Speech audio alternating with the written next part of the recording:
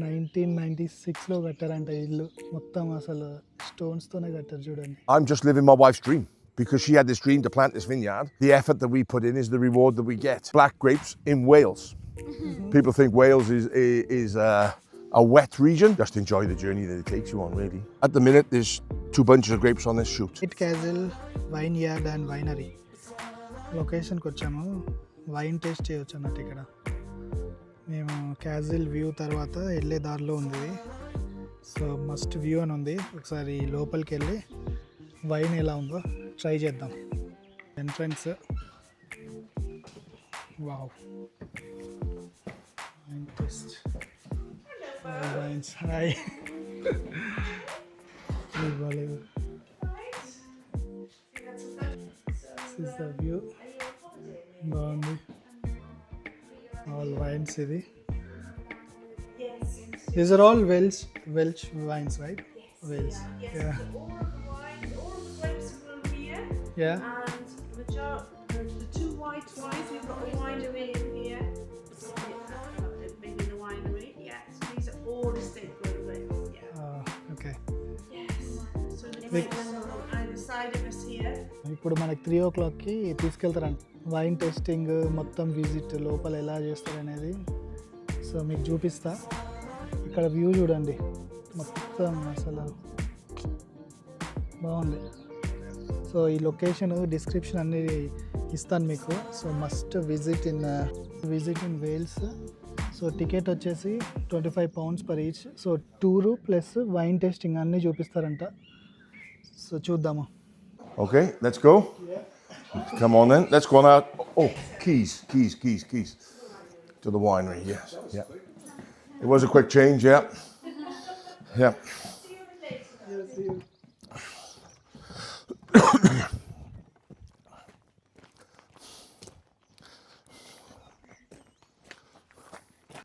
So welcome to White Castle Vineyard. I'm Rob, and along with my wife Nicola, we created this vineyard way back in 2009. So we're 17 years old now in a week's time.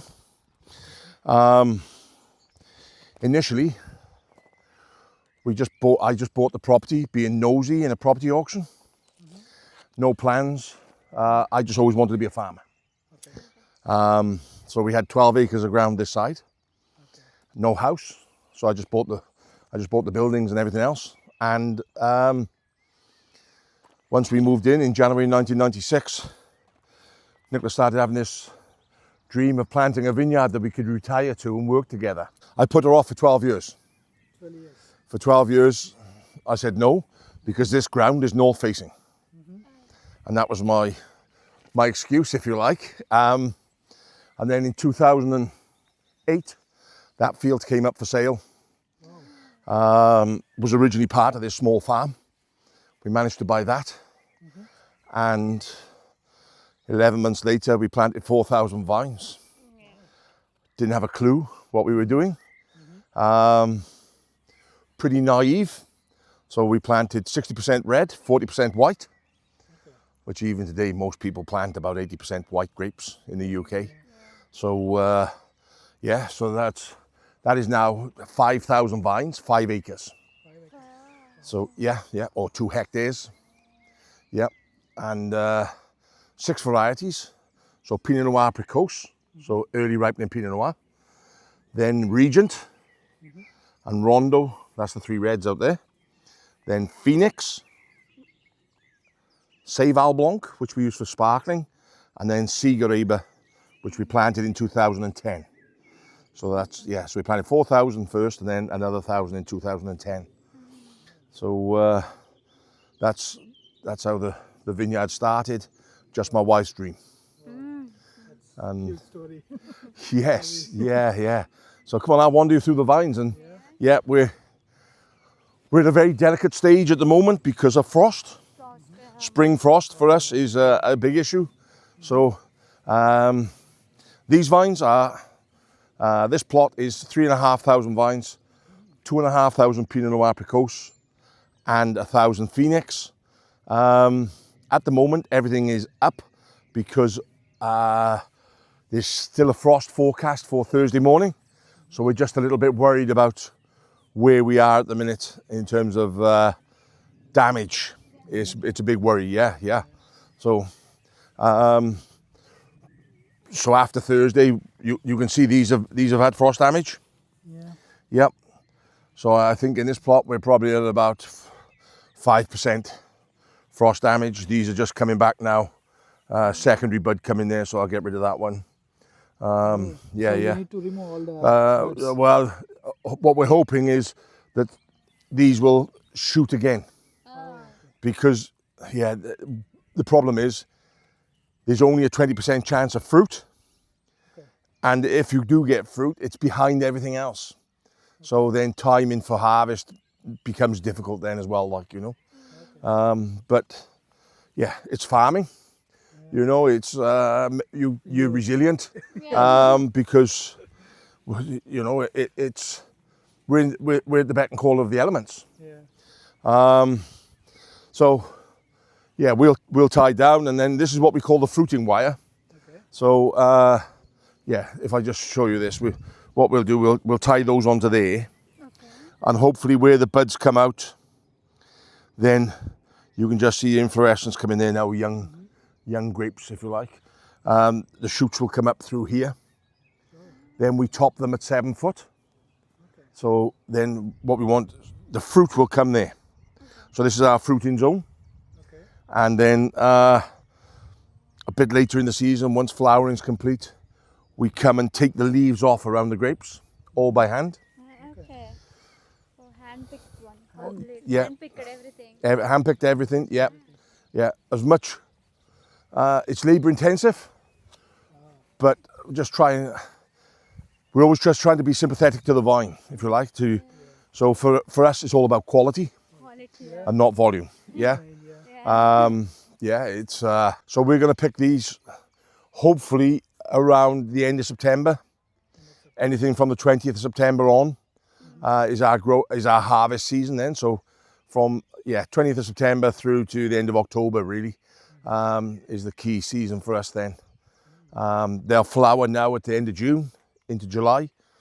It's nothing pretty. It's just, I get excited because it's just a little shoot that comes out, and they go from inflorescence then to grapes. So yeah, it's exciting then. So we're now 75% black grapes for red wine. Okay. Yeah, which is against the trend of the UK. Yeah. So in UK normally 80% white wine. So now you change it back to 75% red wine. Yeah. So we started off, as I say, with 4,000 vines. We're now 13,500 in the ground. So, and then part of the summer job is just coming along, taking off the shoots, so that everything is coming to the grape. From now on, it's all about managing that grape, if you like. So, and that excites me because of the places it takes us. You know, where we've got wines in restaurants, Michelin starred, probably got wine in 12 Michelin starred restaurants. So that's exciting. So normally we will get these kind of weeds, right? Do you spray anything to avoid that, or do you... This weed here, Yeah. is treated once a year. That's all. Once a year. Okay. And then this is just all done by hand. Okay. Yeah. So these are not weeds. These are just shoots that you don't need. Okay. So if you didn't take them off, they would just grow.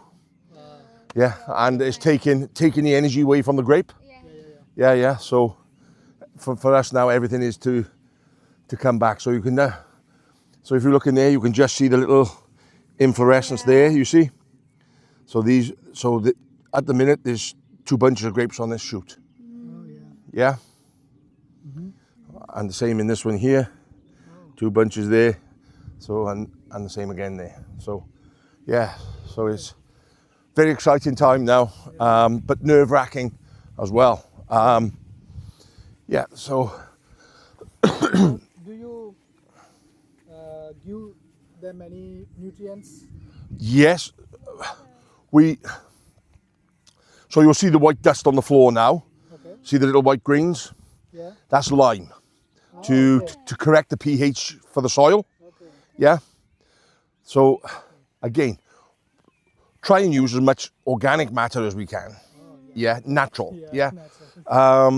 But occasionally you've got to boost it, and so you've got to use chemical. So this is what we call prilled lime. So it's slow release into the soil, just to balance the pH. And that's like a 3, 4 year, 5 year project, just to keep testing the soil then to keep it balanced.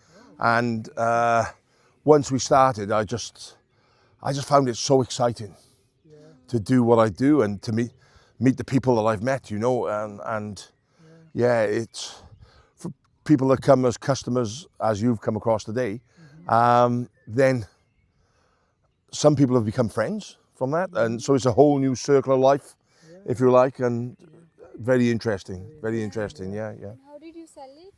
How do we sell it? So we have 2 distributors in Wales. Okay. Fine Wines Direct UK, they're based in Cardiff, and Blasafoyd in North Wales. So they look after Wales for us, if you like. We do some direct stuff as well in Wales, and then across England, from the south coast to Scotland, to Loch Ness. We have wines in Loch Ness, in a hotel there.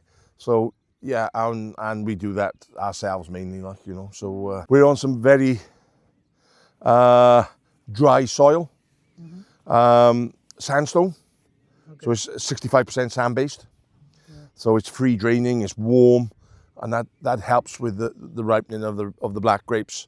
But we're also east of all the mountains.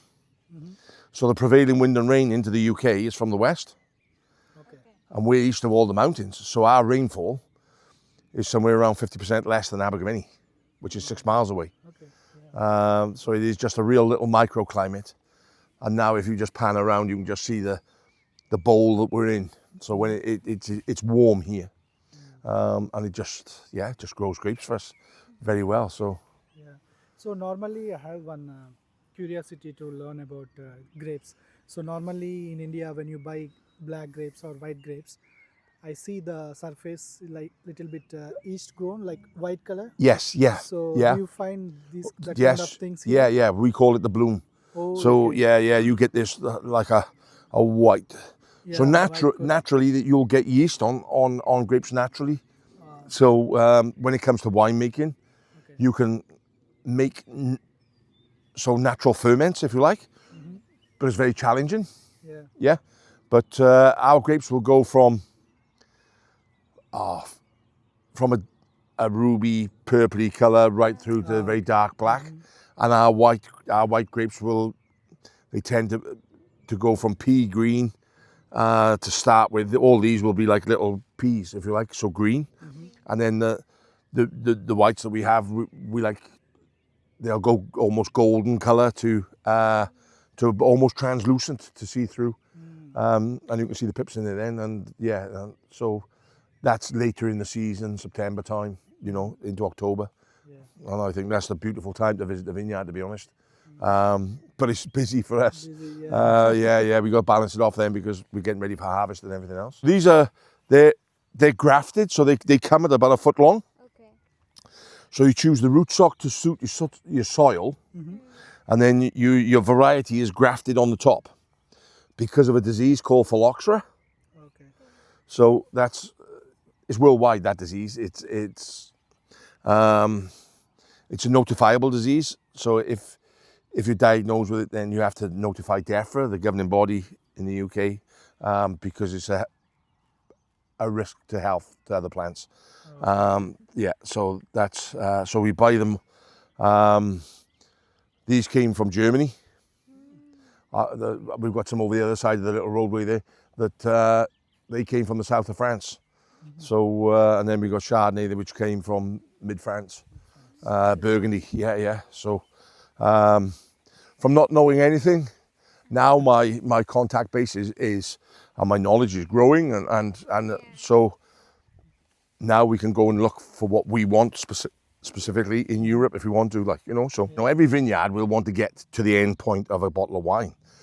there's many ways to get there. When you plant vines, like these were planted in 2022. Okay. So in 2020, if you think now we're 2026, Yeah. the wine from these will probably come out in 2028. Okay. 6 years, 6 years. 6 years. yeah, before a return. Okay. At best, 4 years for a white wine would be the quickest turnaround for a still white wine. So everything is long term. So we planted the vineyard and kept it going for 5 years. So when you look around us, all these banks were just gold and burnt off because it was so dry here. Yeah, so they've had a tough life, if you like, and a tough start, but they'll come. They're still growing and developing, and then this is my last little bit of ground to plant. So this is your boundary. The hedgerow there is my boundary. Yeah. So we're 17 acres in total. So yeah. So we just got it ready for harvest in October 2024. I call it my man cave. It's a bit bigger than that, but yeah.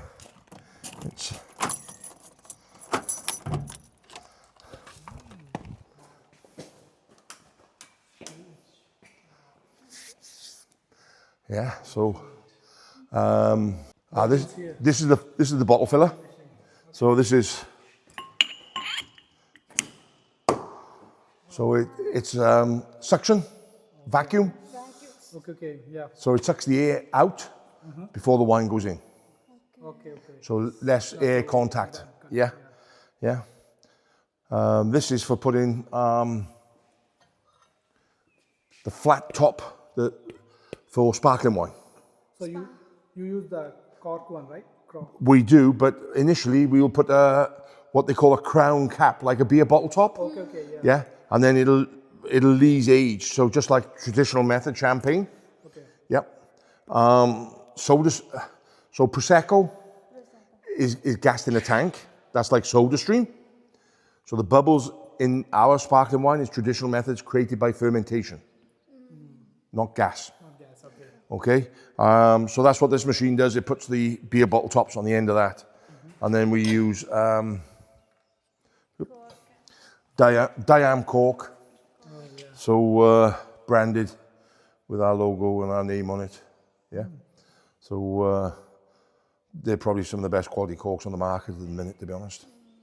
Yeah. No screw caps. No foils on our sparkling, and no capsules on the wines because it's just plastic waste. So we've just taken that off. So we just have a cork now would be just in the bottle. So what you have here is down the left-hand side, they're all chillable. So we can control the temperature of those up to 16 degrees, from -6 to 16 degrees. So we can stabilize wine instead of having to use chemicals or anything. We can use cold to stabilize wine, to stifle any rogue yeast and stuff like that. Then at the numbers 9, 10, and 11, they are for red wine. Okay. Primarily for red wine. 9, 10, and 11. Yes, and they are heated. So then, because red wine ferments at a higher temperature, but also better color extraction. So yeah, so we can get the color of the juice that we want in a controlled environment, if you like. So using heat to extract, and then yeah. Fermentation 10 days to fortnight. 10 days. With commercial yeast. With natural fermentation, it could take weeks, months. So we use commercial yeast, and we've put obviously the grape juice goes in there from white wines. So these are 1,100 litres there, 290 litres there. Number 9 and 7, 8, 9 are 2,200 litres. These are ready for the batch, right? They're full. They're full. Okay. Yeah, they're full. White wine in the little one. We're doing a development white wine in there. Yeah. So that's, yeah. And then some reds. The rest is all red. These ones here are for a fortified, like a port. Yeah. So this is the That's dates of that's fermentation or no, that's the date it went into the barrel. barrel? Oh, okay. Okay. So this was harvested mid-October last year, Last year. Oh, which I'll have the exact date on my records. But this is the date it went in the barrel. okay. Okay. It's the Regent grape variety, and it's going to make the wine called 1581. Okay. So when you look on the counter, you look at the bottles, you see the little bottle of 1581. So it's a fortified wine. On your yeast that you use, do you want it to be quicker? Do you want it to be slower? It's just what you want to achieve with your wines, really, you know. After fermentation, when the wine is ready to go into oak, then this is wines that are left. So there's not enough volume to fill another oak barrel, because these are 225 litres. But you also need wine to top the barrels. So, because you get evaporation, and then you've got different styles barrels, different style of oak. So then the grain is either tighter or wider grained, and then the evaporation can be more in some barrels than others. So we use these then to top the barrels up. Like this. So these are made locally or you buy? No, these are German. Germans. Oh, German, yeah. And then, so this little piece here is the heating jacket. okay. So yeah, so if I turned it on, so these are all temperatures, yep. And then we can, when you've got 1,000 litres in there, they will then warm the wine or whatever, yeah. So you specifically divided red wine and white wine. Yes, but this is a press. This is squeezing the grapes. Oh, squeezing. Okay. Yeah. And then, so this rotates, and it's pneumatic. So there's a bladder inside to squeeze. Okay. It uses compressed air to squeeze, and then different cycles. Yeah. So the cycle will go for about 90 to 120 minutes. Then the juice comes out in the tray at the bottom, Okay. and then is pumped out through the exit there. So yeah, that was twice the price of my first house. Yeah. So yeah. You did very good investment. Thank you very much. Yeah. So that's a filter That's a filter, right? for filtering wine. How many micron filter you use? 0.4 or 5? 0.4 0.4. would be the final one. Yeah. For sterility, probably run the filter twice. Good. All the lab setup you did, all the analysis. Yes, yeah. So pH meter, sulfur. Sulfur, okay. So testing sulfur. Testing sulfur, okay. Yeah.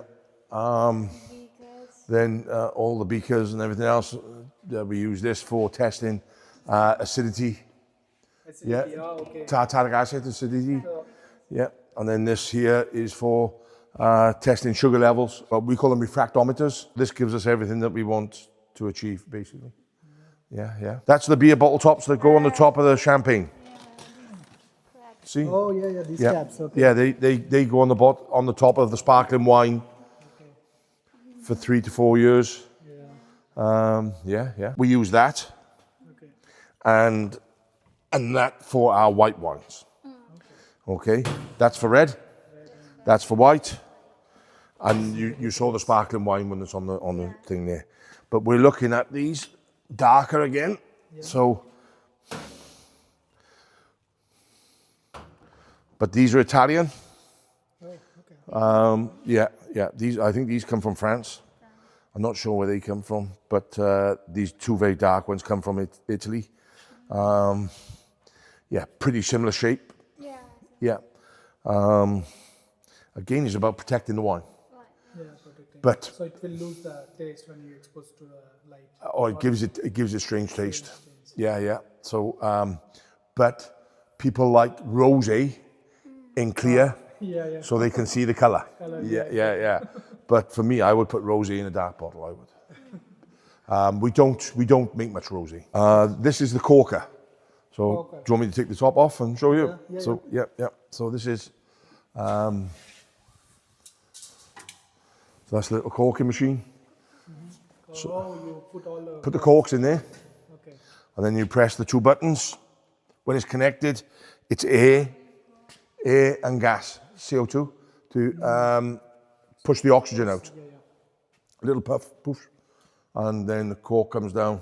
We've got to press the two buttons together. Cork comes down, squeezed and into the bottle. And then this is for cleaning the bottles before bottling. So we use nitrogen gas. Oh, yeah. A little puff, just to, because the bottles are sterile from when they were produced. But just in case there's a little bit of debris or anything like that, a bit of dust. So I connect this to the big gas cylinder and then push the bottle on. But what it does is, again, it pushes the oxygen out of the bottle. So it'll just sit there then, and as the wine fills, it's pushing the oxygen way out. So yeah, it's a nice little bit of kit, to be honest. Yeah, well, for me, it's follow your dream. Be positive. Always do the best of yourself. For me, it's not all about volume. I think quality product is always the best way forward. Just follow your dream and be positive. I'm impressed with your journey as well. So that's a huge success from your marriage to you worked in a different profile, professional life. jobs, From and then from my life, from 6 years of age, my life changed very, very drastic. I was very unfortunate to have happened what did with my father, but it makes you look at things in a different way. And I never went short. We didn't have everything in life. Life was tough, but nobody gives you anything. Exactly. You have to go and work for it. Yes. And that's one thing. And don't depend on others. You have to trust yourself. Go on. Trust your judgment. Be confident with yourself. Is my Exactly. I like to think that I portray myself as the best version of myself that I can be, in straight and honest in what I do. And just be respectful to everybody around you and your customers, and I think, I think that would be my message. Yeah? Okay then. We'll see you Okay. next time. Yes, bye-bye now. So this is the manufacturing site. So until then, see you next time.